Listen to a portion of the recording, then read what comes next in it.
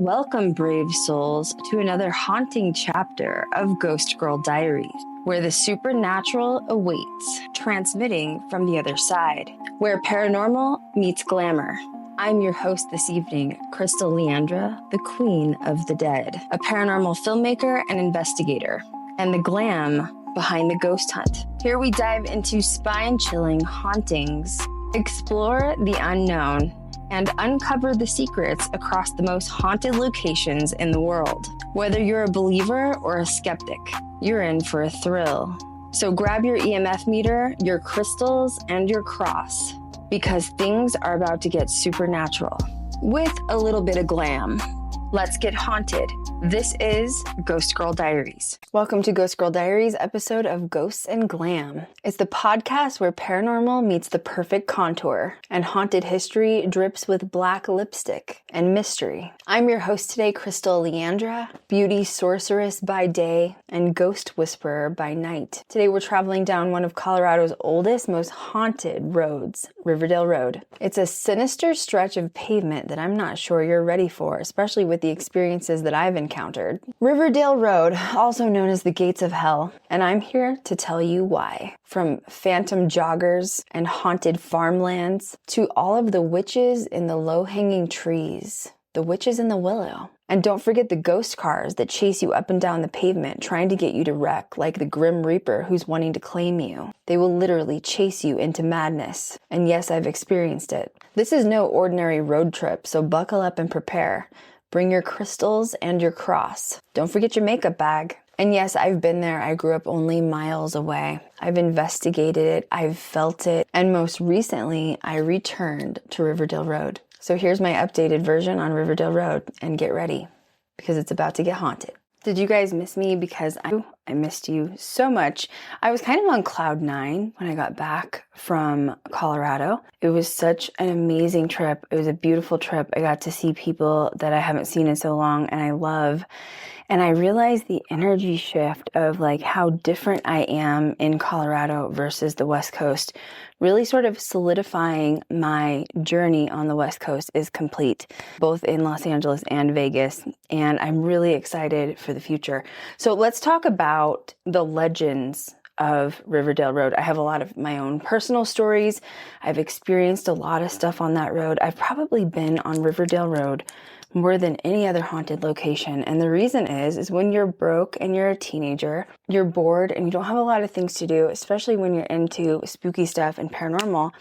So what would my friends and I do? We would head up to Riverdale Road. So let's talk about the road to ruin and the lore of Riverdale Road itself. Now, the biggest thing that is talked about publicly, online, and also local legends is what's called the Gates of Hell, okay? At the center of this entire myth is something called the Gates of Hell.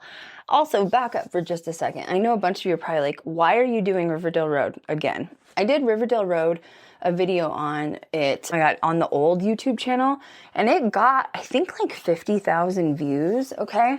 But that's the old channel. This is the new one. I'm obviously wanting to do my Ghost and Glam episode with it. And also, a lot of questions arise after I talked about my vlog. So if you missed my Colorado vlog, I uploaded a vlog pretty much right when I got back from Colorado. And there is some raw footage of Riverdale Road on there. So if you haven't seen that video on my YouTube channel, I would suggest watching it. Basically, I went with Grant to Riverdale Road.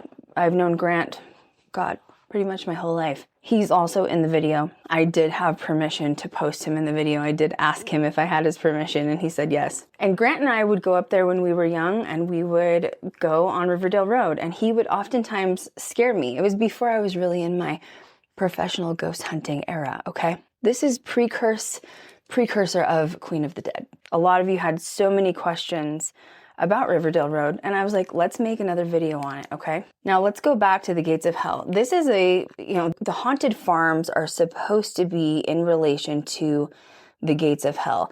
This was Grant's sort of favorite part of the myth, okay? It always creeped him out Now, Grant was not the kind that would ever really get out of the car. I did. I went up there several times with other friends, and we would literally walk the whole premises of the area, okay? Stories say that basically a man went mad at some point with the gates of hell, or with this haunted farm that was up there, okay? And they say that he burned down his house, and he burned down the actual farm itself, and he unalived his entire family in the process. Now, it was claimed that only the iron gates remained. I'm going to be truthful. I've done some serious deep dives on Riverdale Road years ago. I mean, I went into deep research regarding, if any of this was true, if it is true, what is true.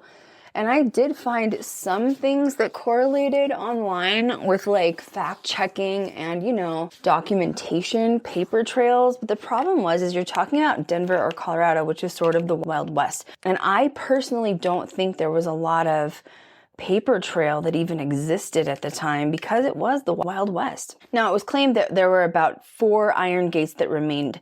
People that did find them, I never saw them personally with my own eyes, but they claimed they were twisted, rustic, and sort of standing like sentinels between worlds. So it would have been between our world and the underworld. And basically, if those who dared enter or go near it would encounter what they called hellhounds that would be protecting the gates. Now, when I was a kid and we went up there, I can't even tell you how many times I went up there. It was probably hundreds. I never actually saw the gates of hell. I never saw the ruins. We were pretty good kids though. Like, we didn't willingly trespass because we never wanted to get, trespassing charges. I will say though, back in the day, this is like way before now, it's been so built up, and we'll talk about that now of what it's sort of become. But back in the day, there was nothing out. There were no streetlights. It was pitch black. Miles and miles of just pitch black fields in the middle of nowhere, okay? And you also have to remember that they had these huge willow trees everywhere, and the willow trees were so old, hundreds of years old, falling over, the sidewalks, the streets, the fields, that it would cause such a thick brush of almost like a dense forest that it would also block out the light coming from the moon and the stars, okay? So if you can imagine how dark this was back in the day when we actually went, there were a couple of times, I'm not gonna lie, that we went and we could hear dogs barking in the distance. And we thought that was strange because there was not a house around for miles. I feel like we always chalked it up with fear and said, maybe there are loose dogs in the field. Maybe there's abandoned dogs in the field. I don't know. We never saw them. But, I feel like in the back of your head, you had that twitch of thinking, what if it actually was the hellhounds? Either way, the story of the iron gates existing between our world and the underworld was enough to make us not want to investigate any further when we were kids. Now, paranormal investigators have gone there for years, and of course now you're talking, we have actual equipment that can detect EMFs, right? So there have been people that have gone and they have detected high levels of electromagnetic fields. And it is odd because, once again, we're talking about just abandoned fields in the middle of nowhere. We're not talking, railroad tracks or anything that could be setting off these EMFs. Now, the next part of the story that got me the most was what they called the witches in the trees. We're talking tall, ancient oak trees over the road, like I told you guys about. We're talking back from the 1800s. Rumor has it that Colorado and Denver had its own set of witch hangings. Now, I've done deep dives on this. There's a few things that can be found, but it was claimed, I actually went to the library years ago back in the day and talked to librarians. They're probably not even alive at this point because they were much older. But their belief is that the city and county of Denver, or even the state of Colorado, didn't want people to know that there were actual witch trials that were happening in Colorado. So there was no documentation that was held on these witch hangings. Now, rumor had it, now this is local legend, of course, you would only know if you were a local, is that if you drove through the area, you could still see bodies swaying from the trees. And I'm not gonna lie, There were several occasions that I was with my friends on Riverdale Road back in the day when it was not populated and extremely isolated, and we would swear up and down that we could see bodies swaying back and forth from inside of the willow trees. So this was something I initially believed right off the bat. All of us did. In fact, all of my friends knew immediately that this was a thing, this existed. Now it's interesting because if you think back in the day, I wasn't as into paranormal as I am now, right? And obviously I'm so into like witch lore and like Salem, and realizing now we're hanging powerful women, right? They were trying to take and eliminate the divine femininity away, right? I didn't realize that then. So it's almost like something was calling me home when I was 16. Isn't that crazy to think about? Now, going back to what locals say, what my friends have saw is that you will see ghostly apparitions hanging from the trees. And this is particularly strong during storms and even full moons. And I can attest to that oftentimes we would go up to Riverdale Road when it was incredibly stormy or windy, because that was when the trees would move. It felt like there were spirits in the trees. And I don't mean like ghosts in the trees. Now that I'm thinking back to it, it felt like the trees were a spirit or alive in themselves. I just think we were so young that we didn't know how to articulate exactly what that meant. And obviously now I have all this experience in paranormal and I understand what that energy shift felt like. One tale even suggested that a coven of witches actually resided on the land. I mean, I don't know if that's true or not. There's also rumors that there were satanic cults that were on the property. I wouldn't be shocked by that just because of the history, the dark history of paranormal lore. Once again, if you think back to things like, there's a proclaimed crazed farmer who unalived his entire family, there's gates of hell. If that's true or not, that is still going to attract people that like to practice dark magic. That land will be alive with dark magic. And once again, you kind of have to think of it in a chaos magic sort of sense, which is if enough people believe in the energy that has now been created, which is called an egregore, right? An egregore is something that you create out of energy. It's a chaos magic, a chaos witch thing. An egregore is, if I say this Dybbuk box exists and enough people believe in it, it will now have its own power. And that can go for an object or even land. So if you think about the land of Riverdale Road, if enough people believe that the land is actually cursed or something bad happened there, that energy now exists due to popular demand, due to popular belief, due to enough people putting energy into that. Now you will probably capture some sort of paranormal activity related to that belief system. So the witches in the trees thing, 100% true. Now my favorite part of... Let's take a quick break. If you're a podcast host or someone wanting to be interviewed on podcasts as a guest, visit podmatch.com. Podmatch automatically connects ideal podcast guests and hosts together for interviews. We always say it works just like a dating app, but instead of connecting you for dates, it connects you for podcast interviews. Podmatch has connected over 85,000 guests and hosts together for interviews that listeners love, all while saving you countless hours of administrative work through built-in automations. If you're ready to level up your podcast interviews on either side of the mic, start today by visiting podmatch.com. Riverdale Road is Joggers Hill, and I'm sure you heard me talking with Grant about that in the car. I think I had mentioned Joggers Hill like 3 or 4 times while we were driving. So I was obsessed with Joggers Hill as a kid, and obviously I still am matching that frequency to this day. Grant was not the biggest fan of Joggers Hill. I think he sensed something was there often because... So let me tell you about it first, and then I'll tell you sort of our experiences.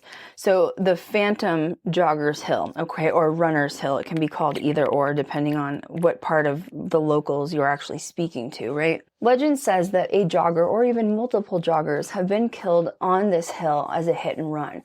Now I want you to remember back to what I said, which is back in the day, this area was completely pitch black. I mean, I'm not even joking a little bit, okay? And the whole road, I get freaked out thinking about it. That's why I'm stuttering. It is windy and turny. I remember telling Grant in the car, I was like, I feel like we were so dumb for coming up here as kids because we didn't realize how dangerous it actually could have been. No streetlights, pitch black. it really is a dangerous place to be back in the day. So imagine being a runner on this road. I don't know who in their right mind would have even considered exercising on this road. There was something, I don't know if it's still there, but there was something called Adams County Fairgrounds, and there were a ton of fairs there. They had, back in the day, they had like dirt car racing, car races, monster trucks. There was all kinds of stuff, and people would get intoxicated and they would leave Adams County Fairgrounds back in the day. I don't know if they've moved the location, probably by now, but they would walk home intoxicated on this windy road. And then people would be drinking and driving, and they would just hit people left and right. I'm not talking a little strip, guys. I'm talking miles and miles of Riverdale Road. It is so long. And once again, back in the day, completely unpopulated. Long story short is, legend has it, a jogger or multiple joggers were hit on this one side of the actual street. Okay, it's literally, apparently numerous joggers have died, okay, on this area of Runners Hill. He's said to appear in highlights, the actual or headlights. So if you turn the car off and leave your headlights on, or if we've taken actual street lights out there, and if you put them on in front of your car like a headlight, they will actually show up inside of the actual visual in shadow form. I've never actually seen anything when I was there. We tried it though several times. Probably more than several times. Now, if you turn your car off, it's said he will run by your car, but you have to have all of your headlights off. You have to sit in total silence, and you have to roll your windows down, or you cannot hear him run by your car. And back in the day, there was a lot of gravel on this road. Also, some people claim if you actually insult him and call him out, he will throw rocks at your car or bang on your car. Now, we never insulted on Joggers Hill, but I can't tell you how many times we went up there and rolled the windows down in the pitch black. I mean, total darkness. You know, Grant knew I was obsessed with this location, okay? I don't know what it was. I just wanted to have an experience of an energy running by the car. So Grant would take me up there, and we would pull over, and we would shut the lights off, and we would wait to hear an entity. We would wait to hear an entity run by the car. Now, did it happen? No, but I think Grant got a little nervous because oftentimes he would put his hand outside the car. Remember, we can't see anything. I didn't know he was doing this. And he would make it noisy as if something was running by the car, and I would freak out. And he would laugh. I think he was being the typical guy where he was trying to, create a haunted experience for the girlfriend. And although looking back now, what a romantic night. What a gothic dream. He used to take me to haunted locations just to scare me. I feel like I really took those moments for granted. I asked him to pull over when we went to Runners Hill, and he told me no. So that is the phantom jogger on Joggers Hill. Now we can talk about the hitchhikers and all of the ghostly figures, which are pretty much everywhere. Now there are shadow figures, there are ghostly figures that are supposedly walking up and down this road. I've had a lot of friends that have had that experience. I haven't personally. But it's definitely the typical story of the hitchhiker that tries to get inside of your car, and once they get in or go to reach for the door, they basically just disappear. I remember back in the day too, there was supposedly a bride that had got cold feet and left her husband to leave on this road. I know another question you're going to ask is, if this is so abandoned, why are people walking on this road? It is a long ass road, okay, but basically connects Brighton to Thornton. So back in the day when there weren't a lot of streets or roads, you would have really not had a lot of options to get between cities other than this road, which is why it's shocking that the city had left it pitch black for so long. I really think the city and the state knew about the history, in particular the witch hangings that had happened there, because they were probably, the government was the one that probably initiated it. So I think that they just tried to avoid Riverdale Road and keep it up to city code as much as they could, because they knew what history had gone down there. So my question for you is, would you stop for a hitchhiker if they tried to get in your car and suddenly they vanished? What would you do? There is a woman apparition that's seen barefoot and bleeding. I believe that could be the bride. But also, it's rumored that maybe she was somehow related to the farm that burned down back in the day. Apparently, there were ruins left from the farm as well. And I never saw this mansion. I believe the mansion is now gone. But apparently, rumor has it for locals, so you'd only know this if you were a local, there was basically a group of satanic worshipers that were going inside of this mansion, and they were like summoning dark shit. Now, when I was younger, I thought that was hogwash. I thought it was like the most stupid thing ever. Now that I've gotten older and I've been involved in the paranormal community, I totally believed that was probably a thing. Now let's talk about the twisted road itself and the overhanging oak trees, okay? Because that is scary in itself. The road literally curves unnaturally. The speed limit is only 35 in there, but people go fast and then they wreck. And there are some places where there's like little drop-offs where it's like a ravine almost, and the ravine catches water, and it's not very deep. I'd say maybe 3 feet at the most, but still imagine driving your car into that. So there's been so many car wrecks up there from the windy road itself. And I'm not gonna lie, back in the day when there were no streetlights, like there's a few up there, it's still pretty dark. You can watch the video, it's still pretty dark. But back in the day, there were no residential lights. Like it was pitch black. So it would become disorienting. Like I remember driving up there with my friends at all ages. Like we started at 16 when we got our licenses, and then just it continued even through into our 20s. And you would drive up there. I swear there's like a portal. I swear the whole area is like a portal, because you get up there and you get disoriented. I noticed when we were driving up there when I was with Grant last month, there was new roundabouts that they'd put in. They never had roundabouts there before. And we basically got to Joggers Hill, and I asked Grant to keep driving because I knew it went further, and he said no. But it's interesting because past Joggers Hill is usually where it becomes the most disorienting. So I could sense that he was just like uneasy about it. And he told me he hadn't been up there. He wanted to take me up there to see how much it had changed, which I thought was really cute and kind of romantic. The oak branches overhang like literal skeleton arms. I'm not even kidding you. It is the creepiest, weirdest stuff you'll ever experience. A lot of the oak trees are still there. I was shocked. I had figured maybe they had trimmed them back. And apparently Grant had said they've turned it into something called like the Riverdale Reserve.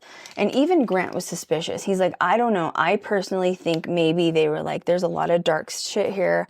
We shouldn't mess with it. Just sort of like, let it be. Why didn't they actually build on the areas where the supposed witch hangings took place? It makes you ask a lot of questions, right? They turned it into a protected natural reserve. I think all of our suspicions as locals are accurate. P.S. My two favorite really bright, like silvery highlights right now are Moira in the shade Sweet Champagne.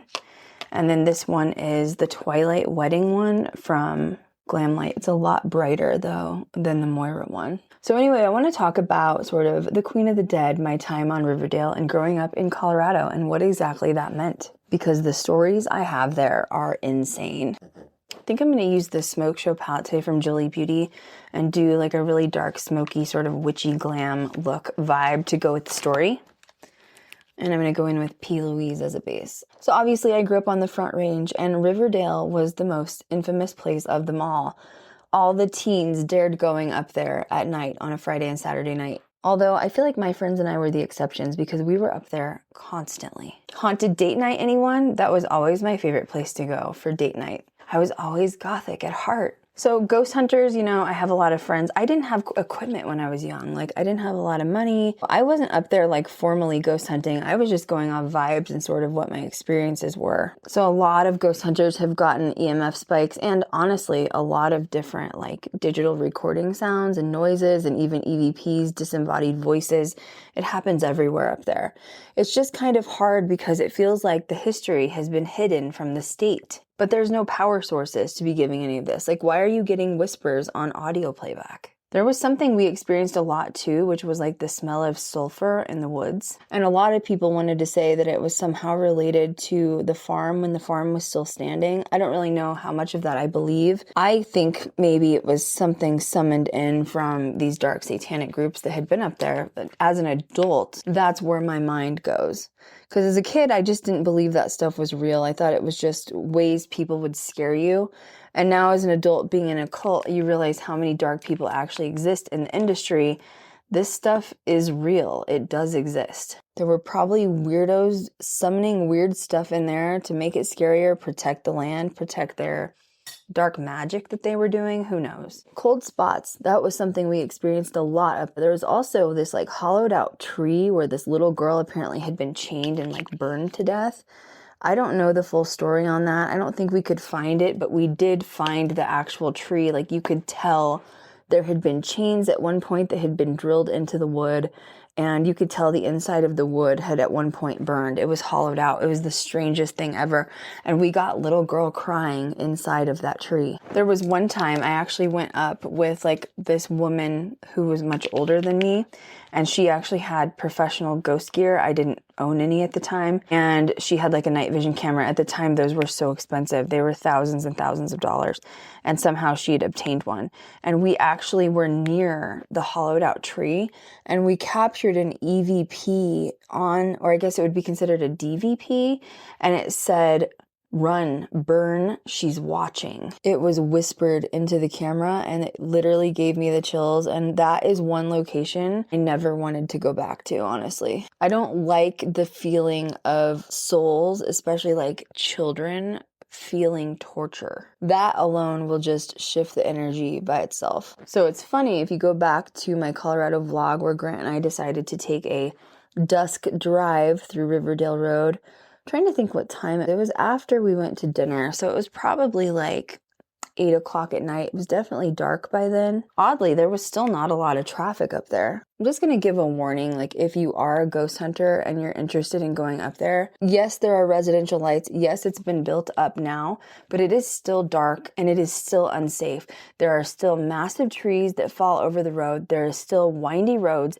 Please do not park and just get out and walk, because you don't want to become its next victim. Anyway, Grant and I were driving up and down the road, and you can tell he's sort of laughing and joking and skeptical in the background. A lot of you claimed you saw movement on the video from the little vlog video that I did, like in the trees. You didn't know if it was like a trash bag.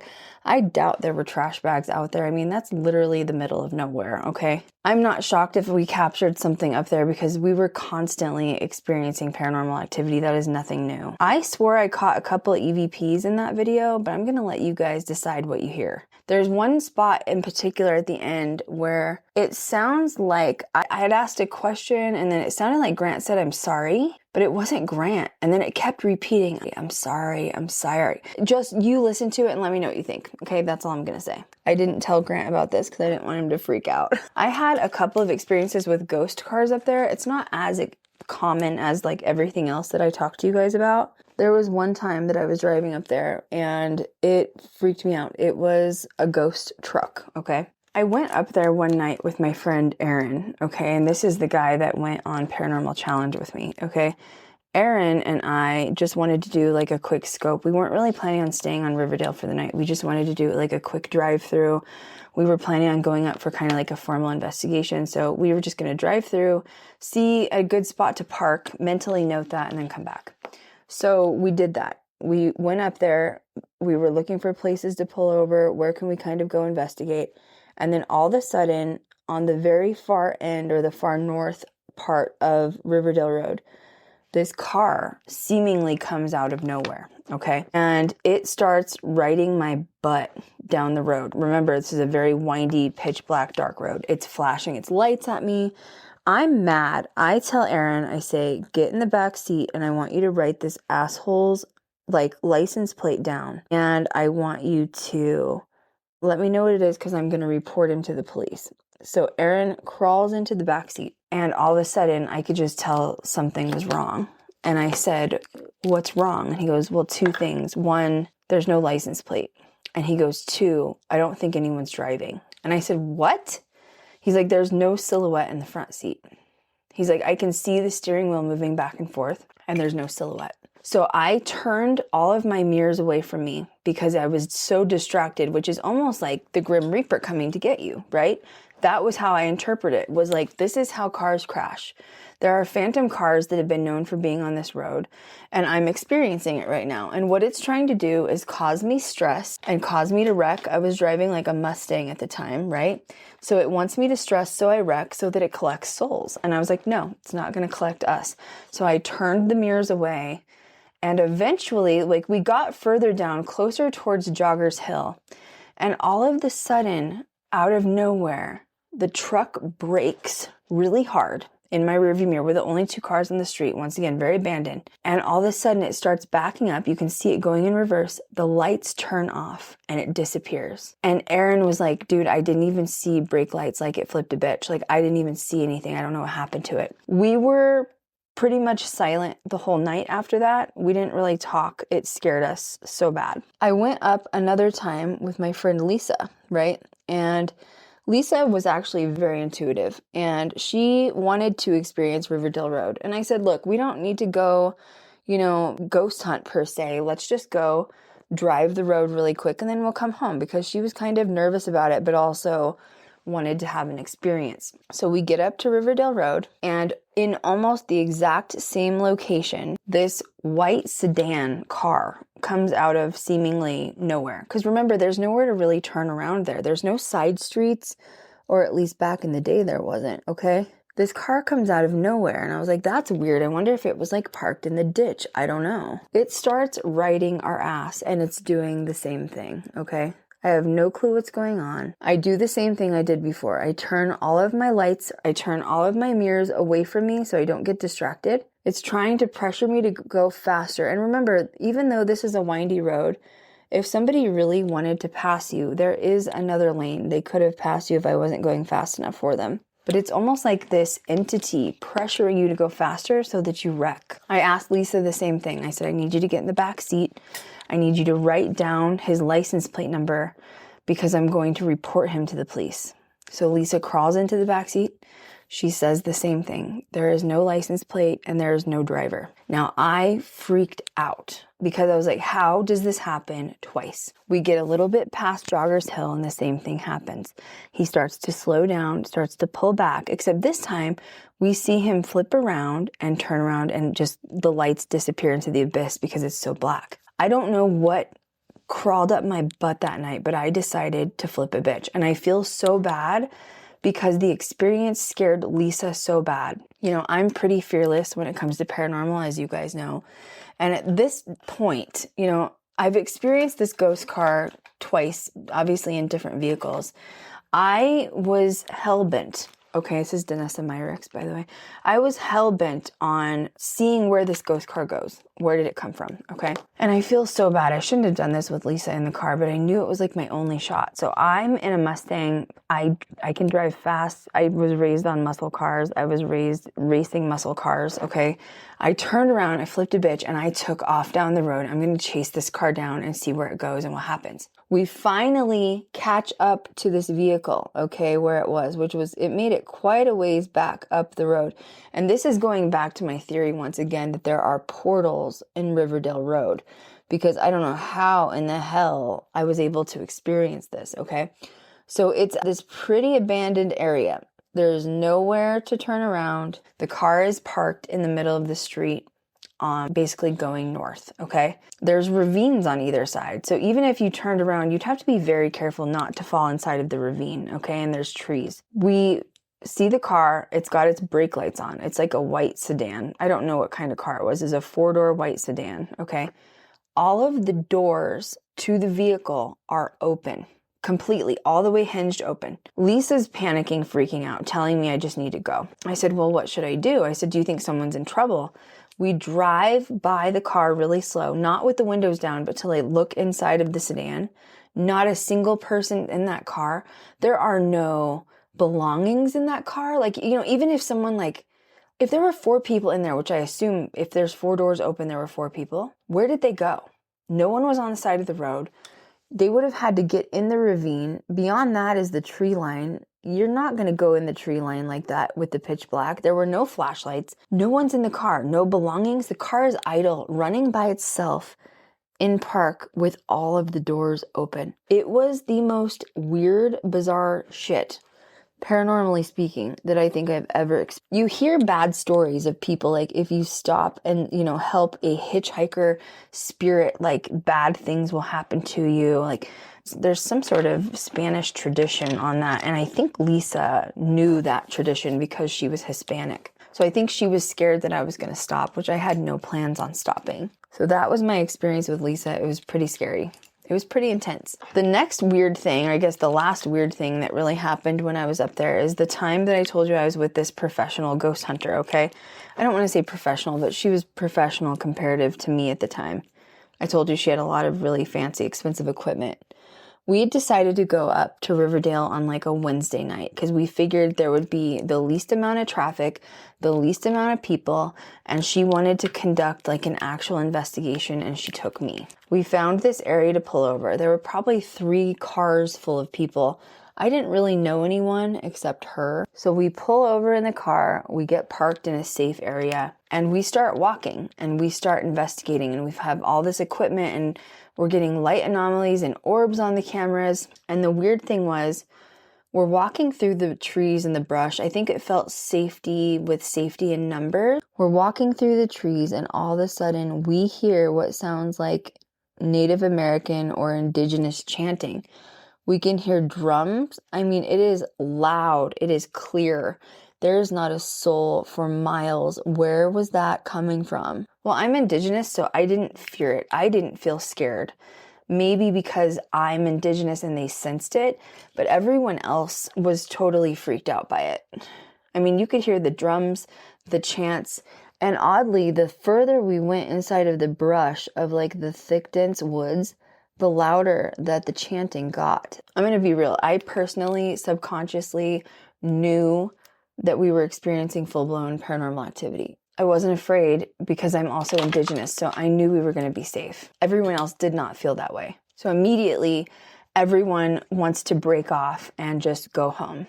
And we've probably been out there what feels like 30 minutes. It hasn't been that long. I'm pretty disappointed because I'm looking fear in the face. I'm wanting to run towards it. We're having an experience. We're having a paranormal experience. I want to see what happens. I want to experience this. And the other 8 people are too scared and they want to leave. Now this is where it gets really strange. We start trekking back through the woods, and all of a sudden we stumble upon a lake. And for out of all of the hundreds of times I had been up there, I had never found a lake up there. In fact, I remember pulling up a map when I got home on Google, and there was no lakes in the area. Where did that lake come from? It was a legit lake. I mean, maybe a large pond. Well, that also freaked everyone out. And it was in that moment I knew we had somehow crossed into a portal. Now, this is where we started panicking because we couldn't find the car. There were 3 or 4 cars. I told you we'd all parked together. We found a very safe area to park in, and we could not find the car.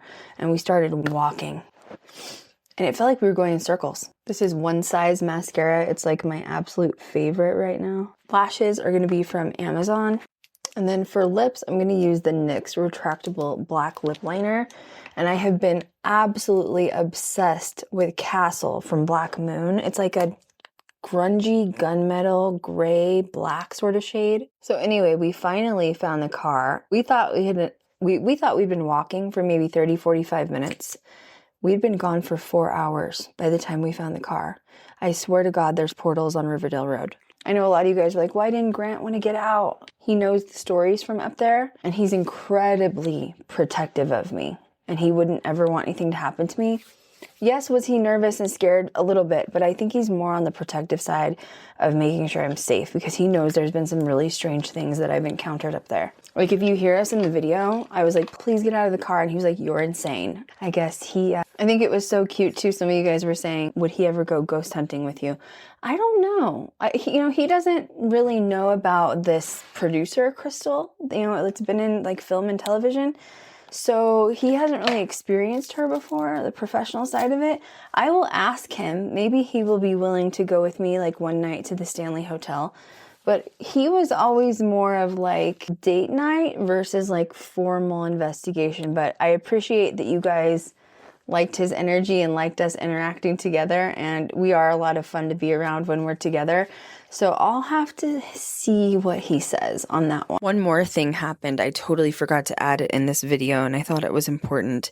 So after we left Riverdale Road, Grant took me back to my hotel.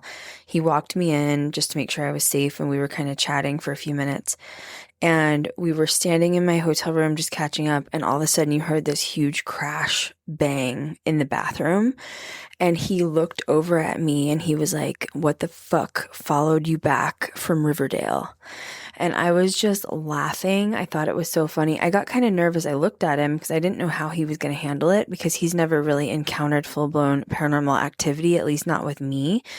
But he looked like, wow, we just had an encounter. We just had a legit experience. So something did end up following us home after that vlog. Going in with my setting spray. Modern times have changed Riverdale Road. They have built up all this crazy neighborhoods and residential lights. I couldn't believe it. That was why Grant said you have to see it. It's changed so much. I remember back in the day when they actually started building on Riverdale Road, and I remember they were really struggling to sell the houses on Riverdale Road for quite obvious reasons. I mean, the lore alone wouldn't make me want to purchase one there. It's been paved and built up. There's houses, schools, playgrounds. I can't imagine letting my child play on a playground on Riverdale Road where witches were hung, where women were killed. We have cookie cutter neighborhoods now with haunted backyards. Now, don't ask questions when your child gets an imaginary friend on Riverdale Road. Don't ask questions when they describe their imaginary friend looking like a witch with a witch's hat. Don't be shocked when your pet refuses to enter the backyard at 3 a.m. Don't be shocked when you're hearing strange noises at 3 a.m. outside of your door. Or don't be shocked if you accidentally capture an EVP that says, "Burn, get out." Grant's favorite place was always the farm, which is why he took me there first. Riverdale Road is more than an urban legend. It's now a graveyard that's been permanently paved in asphalt. It's a storybook of suffering, and it's always etched in the trees and the shadows. The trees know. And while some say it's now been tamed with sidewalks and swing sets, I know better. The dead never actually left. So the next time you're tempted to take a midnight drive down Riverdale Road, choose wisely. Go in prepared for ghost cars, for witches, for phantoms on the street, for runners, for hellhounds, and even crazed farmers. And if you hear tires behind you and no one's there, don't stop. Keep going and turn your mirrors away. And thank you for joining me on this episode of Ghosts Glam. If you love this episode, make sure you like, subscribe, share, and comment below if you're on YouTube, and become a subscriber to Spotify. And as always, leave your own comments and experiences from Riverdale Road. What are your Riverdale encounters? Until next time, stay haunted and stay glamorous. Catch you guys on the next one.